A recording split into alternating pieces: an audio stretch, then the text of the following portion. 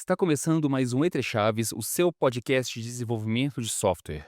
E hoje vamos começar esse episódio com uma frase simples, que nós vamos voltar nela daqui a pouco. Construir a coisa que constrói a coisa. Qual de vocês já ouviu essa frase agora que já está entrando na moda, que a gente tem ouvido muito o pessoal comentar sobre ela? Hoje a gente tem uma discussão aqui, que a gente já teve uma discussão parecida recente, que é o que se esperar de um dev em 2026. Só que a gente teve essa discussão recente do ponto de vista de dev para dev. A gente falou de tecnologias, a gente falou do que estudar, qual stack focar. E hoje a gente traz essa mesma discussão com uma roupagem um pouco diferente. Nós temos aqui hoje conosco dois convidados que são lideranças aqui dentro da DTI e a gente quer trazer, na visão deles, como lideranças, o que eles esperam de um dev em 2026. E para puxar junto comigo essa discussão, tenho aqui a host mais conhecida de vocês, Fernandinha. E aí, galera, e aí, pessoal, bora, que essa discussão é boa, como você falou, né, Luiz? A gente já falou muitas vezes aqui no Entre Chaves sobre o que que o dev deve fazer para se atualizar, o que que ele, enfim, né, tem que estudar para isso. Mas vamos para um outro lado aqui agora, né, do mercado, né, das lideranças, da gestão. Tô bem animada. Bora lá. Temos aqui André Luiz vulgo Andrezão. Bom dia, boa tarde, boa noite, turma. Tô aqui de volta agora no Entre Chaves. Obrigado pelo convite, Luiz, Fernandinha. Muito feliz de estar aqui. E também Matheus Becatini, vulgo BK. Boa! E aí, pessoal? Tô aqui, né, o BK, como eles falaram. Acho que o assunto é bom, né? A gente sabe aí que o código tá barato, mas alguma coisa deve ter ficado cara. Foi liberado recentemente os dados que 40% dos usuários do cursor não são desenvolvedores, né? Então aquela pessoa que o que mais chamava atenção, meu grande diferencial é que eu escrevo código do estado da arte, pode ser que já não seja mais realmente o seu grande diferencial.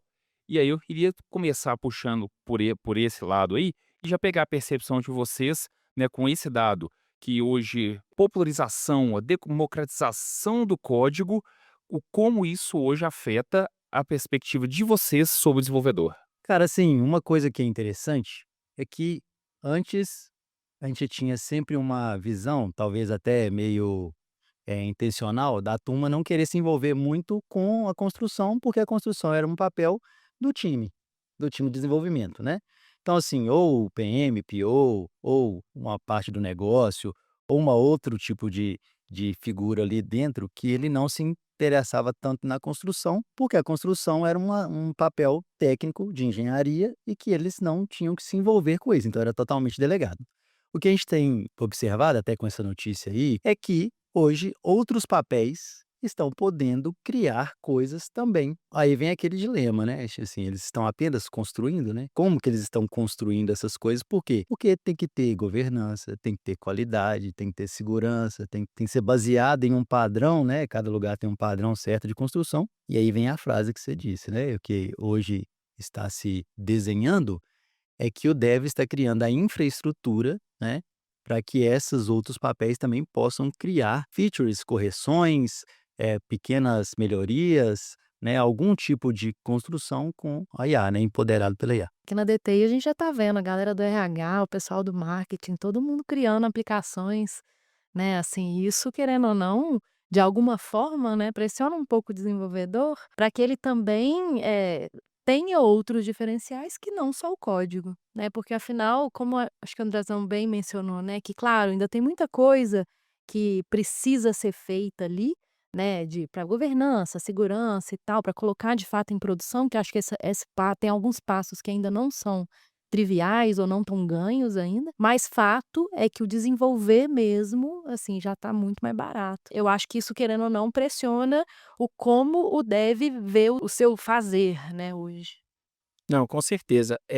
Eu até fiz uma brincadeira aqui, né, que o código hoje ficou barato, porque digamos que a parte técnica ali do desenvolvimento, propriamente dito, né, em codificar, hoje já não é mais um limitador. Definitivamente, eu acho que a gente não vai retroceder mais quanto a isso. O ponto é, o limitador agora ficou no pensamento, né? Então, aqueles desenvolvedores que realmente estão ali para desenvolver a solução, eles vão sair muito na frente do que aquelas pessoas que simplesmente codificavam.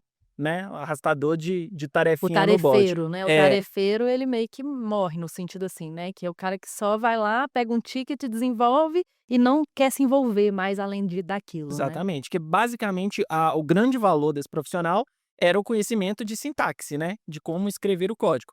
Claro, né, que se a gente for falar aqui da construção de um sistema complexo, aí entra muitos outros fatores, segurança da informação, vai entrar arquitetura e tudo. Acredito eu que ainda esse nicho de profissional ainda continua muito valioso como é hoje. Mas realmente, a pessoa que vai só entregar código, não sei se passa a ser essencial.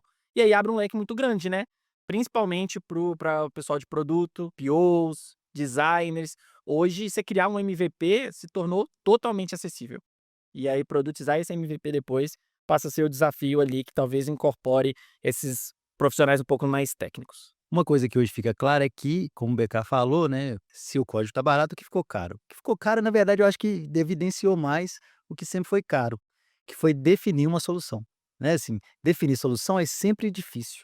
Por quê? Porque você tem que gastar muito fosfato, né, a massa cinzenta ali tem que trabalhar muito, mas é porque é difícil mesmo, assim, tem muita variável, tem muita situação que você tem que colocar, e antes o problema é que tinha problema de velocidade na entrega código.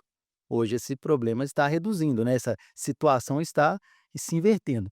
Mas o problema do upstream, né, o problema de entender o problema, de fazer uma boa solução, de garantir que aquilo vai funcionar de verdade, esse é o grande ponto que hoje nós temos que atacar. E aí, como vocês já falaram, né, só reforçando, é que o novo dev, né, o dev de 2026 e futuro, ele tem que se envolver mais com o negócio, até porque hoje está se existindo esse overlap aí, né, se o product owner, se o designer, se uma outra pessoa do negócio consegue construir features, por que não o dev consegue pensar melhor em soluções? O profissional, né, presente e futuro, ele vai ter que ser esse. E no passado já era assim também. Todos os bons profissionais que a gente conheceu, trabalhou, eles se envolveram mais em algum nível com o negócio. Eles não ficaram só na parte mais da tarefa.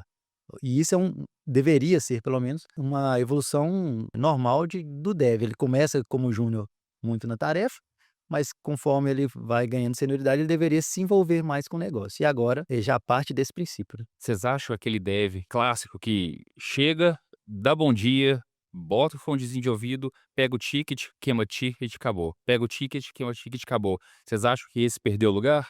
Ou em breve vai realmente ficar sem lugar mesmo? Sem lugar, eu acho que é muito forte, né? Que nichos ali sempre vai existir, principalmente em casos com a especialidade muito séria ali, tipo um RP muito específico da lojinha ali da cidade. Digamos que assim, daqui uns 10 anos, 20 anos na próxima geração, acredito que perde espaço. É muito importante trazer isso porque vai muito além do que simplesmente fazer as tarefas ali, né? Acho que hoje a gente já está vendo os desenvolvedores perdendo esse espaço. Tava comentando aqui com o Luiz agora há pouco, antes de começar, né? Um artigo até recente, acho que foi desse ano mesmo, do Boris Cherny, colocou lá, o engenheiro de software vai acabar, o desenvolvimento está resolvido. Como se, sim, qualquer um fosse fazer toda parte de desenvolvimento de forma tranquila. E quando você para ler, você vai pensar, tipo assim, realmente vai. De fato, quem vai ter que direcionar ali o andamento de um projeto, de uma demanda, é quem está definindo a solução. Porque hoje a parte de codificar, colocar o fone de ouvido e só ficar criando código, se tornou quase que irrelevante, né? Vamos chamar assim. Teve um vídeo que eu vi recentemente, que fala um pouco desse papel do dev, a gente pode até deixar o link do vídeo aqui depois, que fala um pouco dessa mudança do papel do desenvolvedor, e fala, assim, basicamente como se passassem a existir 2 grandes perfis. Os builders, que aí são qualquer pessoa que está construindo coisas o tempo inteiro, fazendo MVP, colocando ideia em produção, experimentando. E os product engineers, que são as pessoas que constroem toda a fundação para que os builders coloquem coisas em produção, ou seja, esses product engineers, eles meio que ficam trabalhando na fundação para que o builder ele não coloque coisas inseguras em produção ou com algum problema, mas também tenham essa ideia de produto também, né, que ficam então com essa interface grande da estratégia, da tomada de decisão, do que vem na sequência. Então, eu acho que isso é legal de ver também, que são esses perfis que nenhum deles é só codificar, né, de alguma forma. Sempre tem ali, ou eu estou trabalhando na minha fundação para que outras pessoas que já têm outras habilidades possam codificar melhor, ou eu também tenho essa interface com o produto, né, e consigo influenciar de alguma forma na estratégia do que vem a seguir. Eu agradeci no início aqui o convite de vocês, né, porque na visão de liderança, eu acho que sempre foi extremamente importante aí desenvolver muito com o negócio, né. Acho que nos últimos tempos, talvez por uma questão de momento do mundo e tal, a gente teve uma necessidade de pessoas mais especialistas. Mas como o mundo gira, né, e as coisas vão acontecendo, o mercado vai se moldando, hoje nós precisamos de pessoas mais generalistas e pessoas mais envolvidas com o negócio. Esse é o ponto, né. E quando a gente fala com negócio, não é o cara entender de cabo a rabo o comercial da empresa que ele está atuando e tal. Mas, por exemplo, né, um exemplo bom, o cara fala assim: "Cara, o dev vai lá, entende que tem que ter uma listagem". Com a infraestrutura que ele criou com IA, né, o harness, ele vai lá e pesquisa qual que é a média de produtos que os clientes daquela empresa usam, para ele saber qual que deveria ser a estrutura para criar o negócio, para criar a listagem. Ou seja, ele usa de acesso a dados, de inteligência do contexto que ele está ali, que pode ser reduzido e tal, para fazer a melhor coisa dentro do produto. E não só receber, tipo assim, agora é para fazer uma listagem que tem que ter 5 itens, 6 itens, 10 itens, milhares de itens.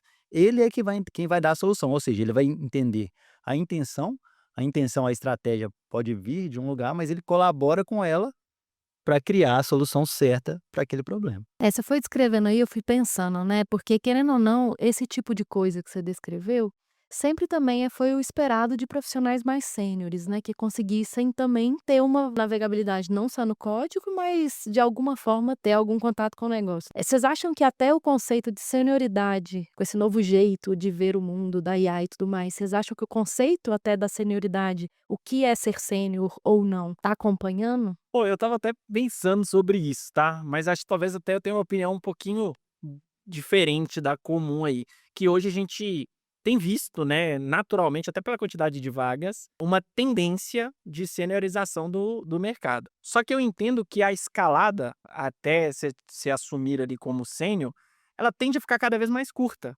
porque vai estar indo muito mais no perfil e na abordagem que a pessoa está usando para construir a solução dela. Eu estava pensando aqui, a gente está vivendo a era da, vamos chamar da preguiça. Hoje a gente não pensa para responder uma mensagem do WhatsApp, mandar um e-mail, recebe o e-mail, manda IA, redigir um e-mail para poder mandar. Aí olha que loucura.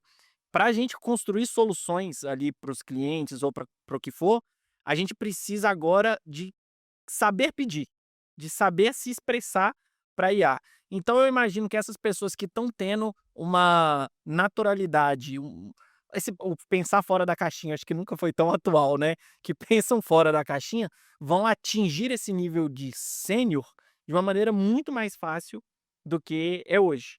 Então, assim, talvez a gente veja até uma inversão. Tipo assim, se torne mais simples ser sênior, porém o profissional sênior vai estar cada vez mais raro no mercado, porque eu entendo que é uma skill talvez um pouco mais complicada de desenvolver do que simplesmente aprender a documentação de um framework novo, de uma biblioteca nova. Então, assim, eu acredito muito nessa linha aí. É, e eu também acredito que o profissional, ele vai ser baseado não só em skills, assim, ele vai ter que ter novas formações, entende? Assim, ele não pode ser aquela pessoa que, com o tempo, ela foi acumulando mais conhecimento, não só da parte de engenharia de software, né? Se o repertório dele aumenta, ele consegue ter esse poder de pensamento crítico, decisão, envolvimento. E as pessoas, como o BK falou aí, as pessoas que têm uma certa energia de falar assim, cara, isso aqui agora é possível realmente eu executar e ela conseguir aprender. Não vai, agora vai ser cada vez mais forte aquilo de aprender a aprender, certo? Se o cara aprende rápido, se ele consegue realmente aprender rápido, mesmo se o background dele não for técnico, ou se não for tão técnico, ou se ele tiver uma capacidade de imergir nisso, né, e criar conexões, eu acho que ele se tornará um profissional valioso. Se a gente vai poder chamar ele de sênior no futuro, eu não sei, porque essas nomenclaturas e tal, elas vão mudando com o tempo, né. Hoje mesmo é difícil você diferenciar um pleno de sênior, porque depende do contexto, né, depende da trajetória e tal. Mas eu acho que o profissional se tornará mais valioso se ele for um profissional que tiver mais bagagem, até além da bagagem técnica. Eu tenho um pouco de dúvida, assim, que eu acho que isso é sempre meio polêmico quando a gente traz aqui para o Entre Chaves, né, de como que vão ser os próximos passos. Mas o fato que eu acho é que, assim, para mim, hoje o mercado ele quer mais sêniores, porque os sêniores eles são melhores com IA, né, eles performam melhor com IA hoje. Por quê? Porque eles conseguem planejar muito bem, né, e eles conseguem ter uma visão sistêmica melhor, eles têm mais experiência para entender se eu preciso de uma estrutura de 20.000 ou de 2. Isso eu acho que vai continuar, tá, não acho que isso vai morrer mesmo não, pelo menos por algum tempo isso vai continuar sendo verdade, né, de ter algum tipo de direção técnica para onde eu quero ir. Esse gargalo da revisão eu já acho que ele em muito breve vai ser também um desafio vencido. Eu acho assim, a gente já falou aqui do harness muitas vezes e cada vez mais o cloud lançou o 4.8 recentemente, a galera já está num frenesi danado do tanto que melhorou a qualidade do modelo e a tendência é melhorar cada vez mais. A tendência é cada vez a IA gerar coisas melhores. Então, assim, eu acredito que esse gargalo da revisão de código, ele está cada vez mais sendo vencido. Então, esse sênior ele vai ter, né, ainda, eu acho, o desafio de planejar muito bem, dar uma direção técnica, mas é isso. E depois a revisão talvez ela vai ficar vencida em breve. Mas esse sênior ainda, para mim, ele ainda vai ser necessário para fazer toda essa parte da decisão, né, de influenciar as decisões de produto, de planejar muito bem, de criar infraestrutura, né, de fazer esse tipo de coisa. Eu acho que isso, né, vai continuar, porque para mim, no final das contas, a IA, ela para os sêniores, ela amplifica a experiência que eles já têm, né. Aí a dificuldade vai ser, como você falou aí, dos júniores chegarem até esse ponto, né, e eu realmente essa é uma discussão que a gente já teve aqui no Entre Chaves 500.000 vezes, é difícil da gente entender como vai acontecer, né, qual vai ser a dinâmica do mercado, mas o fato é que esse tipo de coisa que vai diferenciar, né, a próxima ou essa geração de profissionais mais sêniores, né. Sim. Tem até um caso bem curioso, que eu acho que exemplifica bem isso que a Fernandinha trouxe aqui. A gente estava num projeto, é muito comum, né, a gente tá desenvolvendo com a IAS e a faz muita coisa avacalhada, né, você fala: "Nossa, se eu fazer aqui na mão mesmo, eu vou fazer mais rápido porque ela tá viajando". E aí a gente começou a implementar o SBD, né, o Spec Driven Development, e a gente fez o combinado nosso aqui de ser extremamente xiita, tipo, vamos seguir todas as etapas da maneira que tem que ser. Um dos primeiros, né, indicadores ali que a gente viu mudar foi a inversão do tempo, né. A gente parou de gastar muito tempo implementando e passou a gastar muito tempo especificando. Obviamente que num volume muito menor. A gente gastava 2 dias com uma tarefa, a gente passou a gastar um dia, porém dentro desse dia, digamos com 70% dele em especificação e 30% codificando, né, que inclui a validação. E o interessante que era, quanto mais tempo a gente estava investindo numa especificação, tanto funcional quanto técnica clara, a qualidade do código entregue acaba sendo muito bom, garantido com a constitution bem configurada, com todos os detalhes. Então eu imagino que sim, em questão de pouco tempo, a gente já vai ter mecanismos que vão facilitar e acelerar a validação de código também. Então, assim, acho que a gente pode ficar tentando acertar aqui, mas vai ser difícil. Daqui 6 meses que a gente voltar aqui para falar, acho que já vai estar um outro cenário totalmente diferente. Mas o ponto até que o Andrezão falou, né, das pessoas aprenderem a aprender, eu continuo ainda achando que estava pensando enquanto você estava falando, BK, tentando fazer até essa junção do júnior. Porque para mim o júnior continua precisando investir nessa habilidade de aprender a aprender, né, de estar aberto a mudar o jeito de fazer e tudo mais. E talvez por algum tempo, né, enquanto os sêniores estão lá trabalhando nessa fundação e estão habilitando a coisa a acontecer, os júniores podem estar ali também ajudando na execução mesmo daquilo, né, de uma forma que são profissionais normalmente mais baratos, ajudando o alinhamento daquela execução e, enfim, né, e aprendendo com aquela geração, conquistando experiências para que daqui a pouco possam também estar contribuindo, né, na construção daquela fundação.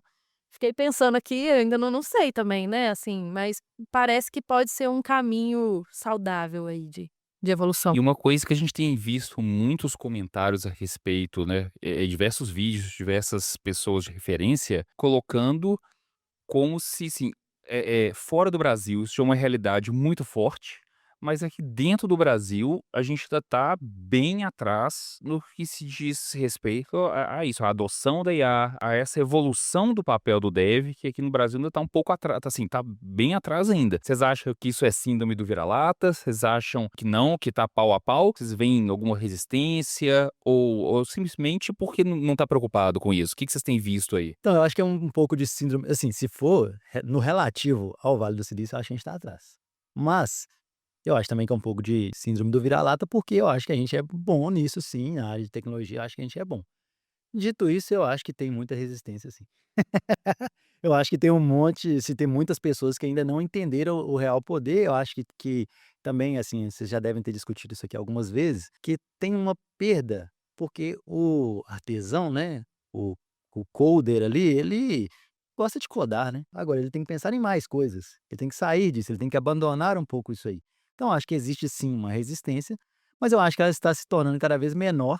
Por quê? Porque depois que você vê, é difícil você fechar o olho, entendeu? Você viu aquilo acontecendo. Então, assim, cara, depois que você viu, você fala assim, cara, isso aqui é realmente revolucionário. E eu tenho conversado com alguns amigos que estão em outras empresas, o veredito de todo mundo é que não tem volta. Então, assim, eu acho que tá todo mundo entendendo que é isso mesmo. Agora, assim, vejo certa resistência e eu acho que a gente poderia estar em outros patamares, eu digo em nível Brasil, porque isso também é gradativo, né? As pessoas vão entendendo isso conforme os desafios vão aparecendo. O Brasil não é o quinto, não é o quarto colocado no país com maior quantidade de usuários, né, eles falam que desenvolvedores no GitHub, pede para Estados Unidos, Índia e China, né, acho que por motivos Ou óbvios. seja, 3 países, inclusive, mais populosos que o Brasil, Muito os mais 3. populosos. É, Não, exatamente. e o Brasil, desde 2020, quadruplicou a quantidade de desenvolvedores. Você vê que a área tech tá forte na IA. A gente tem resistências em algumas áreas, mas assim, gente, hoje, pensando no tema desse podcast que a gente tá gravando, o que que as lideranças, o que que o mercado espera do dev, é realmente ali um trabalho a 4 mãos com a IA. Enquanto ele está especificando uma coisa, ele já mandou a IA fazer aquilo ali, já enquanto a IA está fazendo aquilo, ele já está especificando a próxima, já está pensando, se eu trabalho na empresa de produto, enquanto eu mandei a IA fazer alguma coisa, eu já estou pensando o que que eu vou construir depois que vai gerar resultado no meu produto. Eu não quero simplesmente coloca um botão na tela que na hora que ele clicar, você dá essa mensagem. Não é isso. E além disso, né, também trabalhando no harness para que as respostas sejam cada vez mais com maior qualidade, né, ou seja, se a IA está errando, provavelmente é porque você não está dando os melhores guias, os melhores sensores para que ela consiga te responder. Se você não entendeu isso que eu acabei de falar, a gente tem um episódio sobre harness no Entre Chaves, você volta lá e escuta com a gente. Nós estamos com um projeto aqui dentro da DTI que a gente tive uma conversa grande com o time semana passada, que é aquele objetivo de 0 código escrito por humano. Então, assim, eu coloquei alguma coisa, o código saiu, não tá legal, eu vou mexer no harness. Eu não vou mexer no código, não vou consertar o código que a IA me deu. Eu vou mexer em skill, em instruction. O que que eu vou fazer para que eu peça de novo e ela gere certo? Vocês ficaram falando sobre se o dev sênior, o dev júnior e tal, né, que isso é sempre um assunto muito delicado, mas no episódio dos agilistas que a gente teve aqui também, falando sobre liderança, a gente tocou um pouco nesse assunto. Uma coisa que eu acredito, assim, fortemente é que construiremos sêniors, né, júnior se tornará sênior, trabalhando ao lado de sênior e passando perrengue usando IA. Esse vai ser o momento, entendeu? Não vai dar mais pra gente pensar assim: "Nossa, mas o cara tinha que ter todo aquele background, porque na hora que ele precisar de construir, ele vai ter que ser". Então, assim, aquele extreme programming, né, aquele XP que tinha, né, o pair programming de antes, agora o cara vai ser pair programming, ele, o júnior, o sênior, IA, passando perrengue, aprendendo coisas. Então, assim, pra mim, esse é o caminho, e é por isso que eu acho que aprender a aprender fica cada vez mais forte. Não, e é bom falar para você, dev purista aí, que tá escutando a gente, que acha que coda mais rápido que a IA, cara, muda um pouquinho de cabeça, dá chance pra Com IA, certeza, sem que a IA não dúvida. vai roubar seu emprego, cara. Quem vai roubar seu emprego é uma pessoa usando IA. Então, assim, Exatamente. não fica para trás não. E só mais uma coisa sobre os júniores. Experimentem, criem coisas. Se tiverem algum júnior nos ouvindo aqui hoje, experimentem, criem coisas pessoais, falem em ambientes seguros, que isso também que vai te ajudar a aprender, né? E aí isso vai te levar para um caminho aí de evolução dentro da carreira de tecnologia.